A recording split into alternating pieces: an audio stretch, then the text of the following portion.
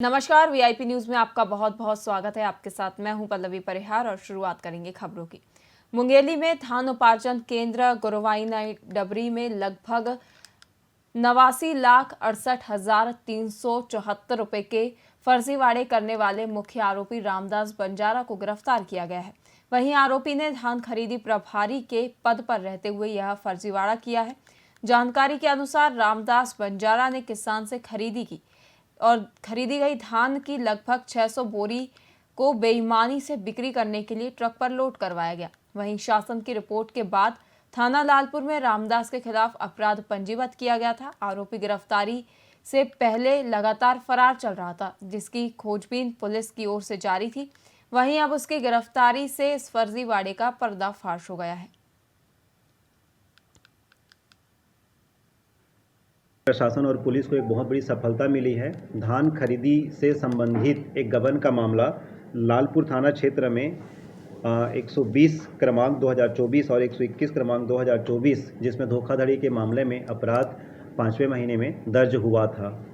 इस संबंध में मुख्य व्यक्ति जिसके विरुद्ध संबंधित विभाग से रिपोर्ट प्रशासन के माध्यम से प्राप्त हुआ था, रामदास बंजारा। ये रामदास इस टाइप के हमारे ज़िले में कई एफआईआर हुए थे, जिसमें हम लोगों ने कुछ दिनों पहले पूर्णचंद यादव को भी गिरफ्तार किया। प्रशासन और पुलिस को एक बहुत बड़ी सफलता मिली है। धान खरीदी से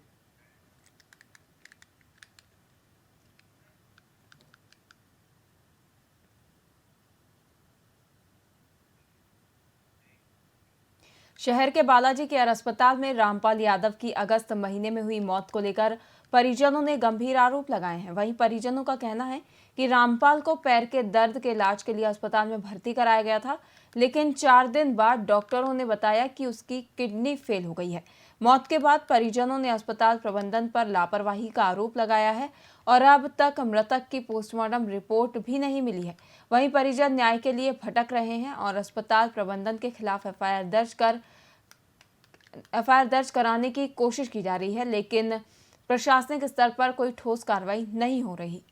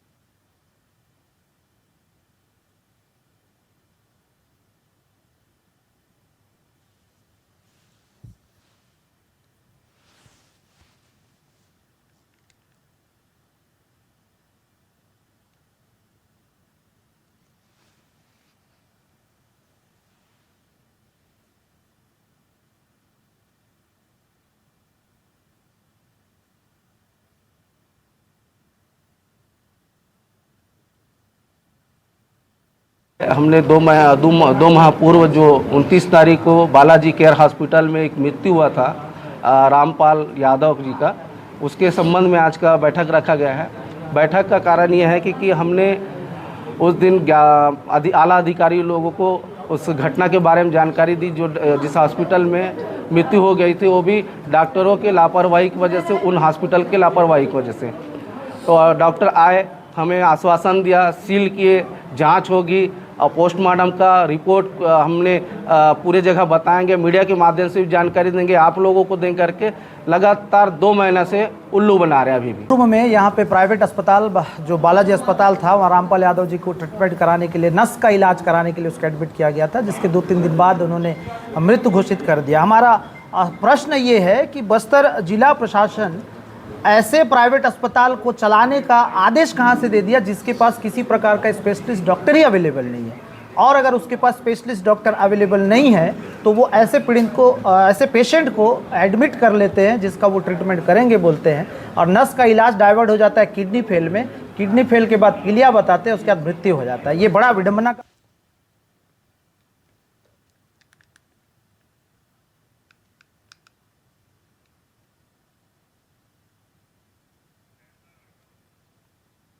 कांकेर जिला मुख्यालय स्थित कलेक्ट्रेट मार्ग पर शीतला मंदिर के पास आदिम जाति सेवा सहकारी समिति के प्रबंधक और कर्मचारियों की 2 दिवसीय हड़ताल जारी है।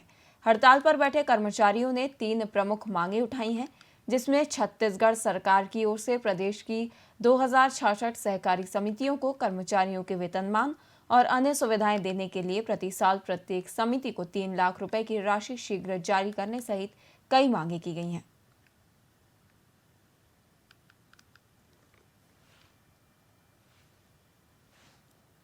हमारा 3 सूत्री मांग है यहाँ, जो हम लंबे समय से लंबित मांग है। हमारा 3 सूत्री मांग, जो पहला है सुखद मेन हम लोग का सुखद है। धान खरीदी जो करते हैं वो 17% से हम लोग धान खरीदी करते हैं और परिधान करते हैं 11-12% तक, तो उसमें बहुत सुखद आ जाता है। तो ये मांग सरकार ध्यान दे। और दूसरा है सेवा नियम है, 2018 के सेवा नियम में संशोधन किया जाए। तीसरा है अनुदान चाहिए। हमारी 3 सूत्रीय मांग है। पहला मांग है मध्य प्रदेश सरकार जो वहाँ प्रबंधक की अनुदान 3 लाख के रूप में दिया जा रहा है, वो हमारे छत्तीसगढ़ सरकार भी हमारे लैम्स कर्मचारियों को दे।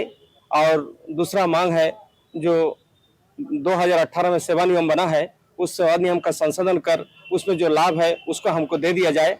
और चौथा है धान खरीदी हम 1 नवंबर से धान खरीदी करते हैं और उसकी परिधान आपका मई जून तक लेके जाते हैं। और उस धान को हमने 17% नमी में खरीदी करते हैं और वो हम परिधान के समय लगभग 12% में परिधान करते हैं। इनमें जो सुखाद आता है उस सुखाद का भरपाई हमारे कर्मचारियों के द्वारा किया जाता है और उसमें हम लोगों को बहुत नुकसान होता है। अगर नहीं करते हैं तो उसके ऊपर शासन हम लोगों के ऊपर बहुत ज्यादा प्रेशराइज करते हैं। और इस साल हमने ये ठान लिया है, अगर धान में सुखाद नहीं तो धान खरीदी नहीं।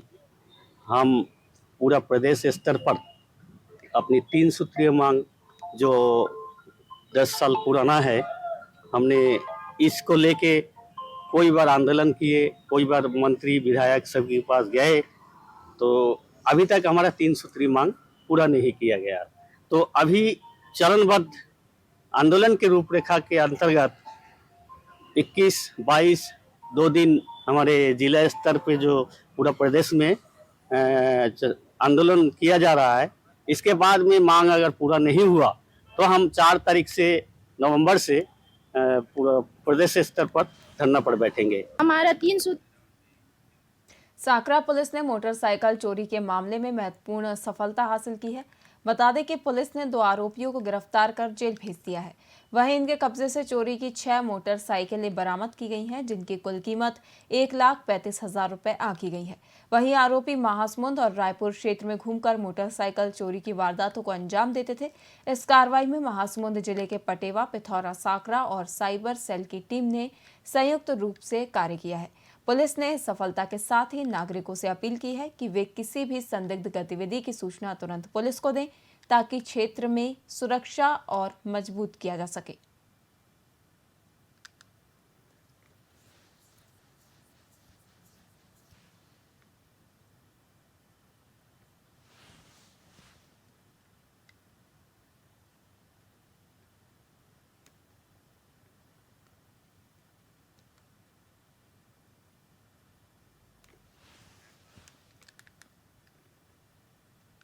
छत्तीसगढ़ की राजधानी रायपुर में डीएड अभ्यर्थियों ने नियुक्ति की मांग को लेकर बड़ी संख्या में सीएम निवास का घेराव करने पहुंचे। वहीं घंटों तक प्रदर्शन के बाद सुरक्षा बलों ने उन्हें हटाया। इस दौरान अभ्यर्थियों ने कहा कि हाई कोर्ट और सुप्रीम कोर्ट के आदेश के बावजूद भी नियुक्ति नहीं दी जा रही है। सरकार ने हमें मरने के लिए छोड़ दिया है। कोई भी जनप्रतिनिधि हमारी खबर नहीं ले रहे हैं। सरकार जब तक मांग पूरी नहीं करेगी तब तक हमारा प्रदर्शन जारी रहेगा। अगर हमको हत्या करना चाहती है तो हम यहीं मर जाएंगे, आत्महत्या करेंगे, यहीं तेल छिड़क कर मर जाएंगे। लेकिन सर हमको नियुक्ति दे दे सर, हम लोग अब नहीं लड़ सकते सर, हम लोग मर जाएंगे सर, हम लोग को नियुक्ति दे दे सर। यहाँ कोरबा से तो कोई जसपुर से, पूरे छत्तीसगढ़ के कोने कोने से, बस्तर से आते हैं सर। बस्तर से बेचारों के पास पैसे नहीं रहता, ले दे करके 200-300 जमा करके ट्रेन का टिकट लग जाता है सर। और लोग तो आर्थिक परिस्थिति में जूझते हैं, सब गरीब परिवार से बिलोंग करते हैं। 200-300 जोड़ के अपने साथ 2 किलो चावल, आलू, दाल ऐसे ला के हम लोग वहाँ प्रदर्शन कर रहे हैं सर। हम लोग को ऐसी स्थिति हम लोग कभी कल्पना तक नहीं किए थे। हम तूता में 2 अक्टूबर से हम लगातार धरना प्रदर्शन कर रहे थे हमारी अपनी मांगों को लेकर। इससे पहले हमें पांचों संभाग सभी जिलों में और 90 विधायक के पास ज्ञापन लेकर पहुंचे, फिर भी कोई रिस्पांस नहीं मिला। और यहाँ आने की वजह हुआ कि हम 2 अक्टूबर से धरना प्रदर्शन कर रहे थे तूता में। उसके बाद न तो वहाँ अधिकारी एक भी पूछने भी नहीं आया कि कैसे हो क्या हो। वहाँ वीरान जंगल में हम रहते थे और आज कल या परसों रोजाना पुलिस वाले वहाँ धरना प्रदर्शन को खाली करने के निर्देश दिया जाता था और नहीं करने पर एफआईआर दर्ज की धमकी करने पर उसके हाउस के पास आने की वजह है कि हम अपनी मांगों को रखते हैं। जो सुप्रीम कोर्ट हाई कोर्ट जो हमें अधिकार दिया है, हमें वैध ठहराया है डिप्लोमा वाले को, उस अधिकार को मांगने के लिए आए हैं और जल्द से जल्द जितना हो सके हमारे ऊपर न्याय की जो मोहर लगा है उसको हमें सरकार जल्दी से दे। अगर हमको हत्या सूरजपुर हत्याकांड मामले में सरकार ने सूरजपुर एसपी एमआर अहिरे को हटाकर पुलिस मुख्यालय नवरायपुर भेज दिया है, जिसे लेकर पूर्व मंत्री एवं विधायक अजय चंद्राकर ने कहा कि उन्हें पहले ही हटाया जाना चाहिए था। जिस प्रशासन को पूर्वानुमान और इंटेलिजेंस की कमी हो, उन्हें जिले का दायित्व नहीं संभालना चाहिए। उन्होंने प्रदेश में हो रहे अपराधों को लेकर कांग्रेस के बयान पर कहा कि विजय शर्मा के विधायक बनने के बाद घटनाएं बढ़ी हैं। अजय चंद्राकर ने कांग्रेस के बयान पर पलटवार करते हुए कहा कि यहां सूरजपुर बलौदा बाजार में गंभीर अपराध बढ़े हुए हैं। दाढ़ी में तिनका तो कांग्रेस के ही दिखाई दे रहा है।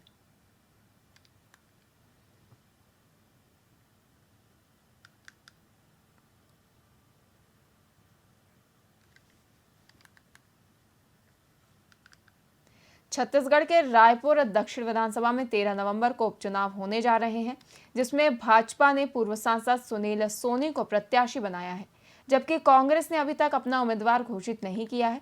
वहीं 3 निर्दलीय प्रत्याशी भी अपना नामांकन कर चुके हैं।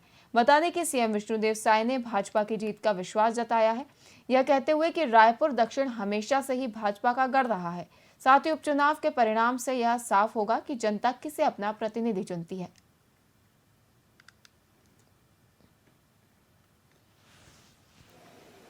सरकार बनने के बाद प्राधिकरण का पुनर्गठन हुआ है और आज सरगुजा विकास प्राधिकरण का पहला बैठक जसपुर जिले से प्रारंभ कर रहे हैं और वहाँ पर एक मयाली करके जगह है, बड़ा ही सुंदर जगह है, पर्यटन स्थल है। वहाँ पर विश्व का सबसे बड़ा शिवलिंग भी स्थापित है, तो वहाँ से शुरू कर रहे हैं। और जिस तरह से 15 साल हमारी सरकार थी डॉक्टर रमन सिंह के नेतृत्व में, तो उन्होंने सरगुजा और बस्तर जो आदिवासी बहुल क्षेत्र है वहाँ पर विकास को फोकस करने के लिए प्राधिकरण का गठन किया था। और इस समय हम लोग पुनर्गठन में पिछली सरकार में अध्यक्ष जो मुख्यमंत्री होते थे हमारी सरकार में, उसको हटा के विधायक को बनाए थे। और हमको लगता है कि पिछले 5 साल प्राधिकरण में ठीक से काम भी नहीं हुआ, लेकिन अब अच्छा काम है। सरकार बनने के बाद सरगुजा क्षेत्र में विकास की नई शुरुआत करते हुए मुख्यमंत्री विष्णुदेव साय ने जशपुर जिले के मयाली में आदिवासी विकास प्राधिकरण की बैठक की है। बता दें कि खड़सा व्यू पॉइंट से बोटिंग कर मयाली डैम पहुंचे, साथ ही अतिथियों का पारंपरिक कर्मा नृत्य और माला पहनाकर स्वागत किया गया। वहीं मयाली नेचर कैंप का विकास स्वदेश दर्शन योजना के तहत 10 करोड़ रुपए की राशि से किया जाएगा, जिससे क्षेत्र के पर्यटन को बढ़ावा मिलेगा।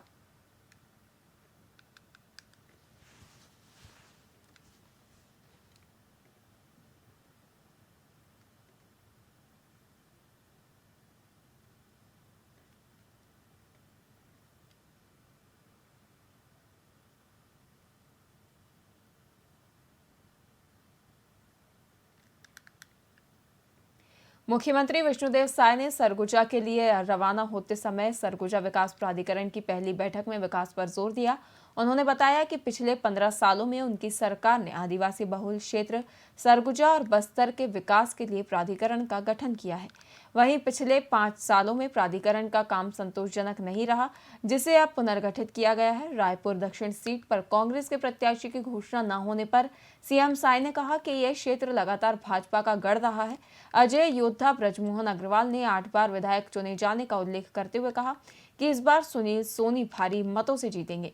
उन्होंने ये भी कहा कि विपक्ष को मजबूत मानकर काम करना उनकी प्राथमिकता है।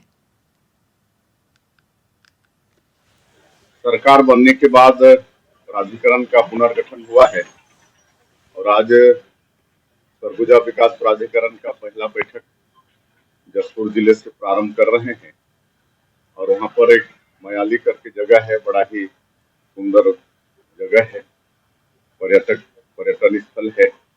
वहां पर विश्व का सबसे बड़ा शिवलिंग भी स्थापित है, वहां से शुरू कर रहे हैं। और जिस तरह से 15 साल हमारी सरकार थी डॉक्टर रमन सिंह के नेतृत्व में, तो उन्होंने सरगुजा और बस्तर जो आदिवासी बहुल क्षेत्र है वहां पर विकास को फोकस करने के लिए प्राधिकरण का गठन किया था। और इस समय हम लोग पुनर्गठन में पिछली सरकार में अध्यक्ष जो मुख्यमंत्री होते थे हमारी सरकार में, उसको हटा के विधायक को बनाए थे। और हमको लगता है कि पिछले 5 साल प्राधिकरण में ठीक से काम भी नहीं हुआ, लेकिन अब अच्छा काम हुआ। सरकार बनने के बाद प्राधिकरण का पुनर्गठन हुआ है।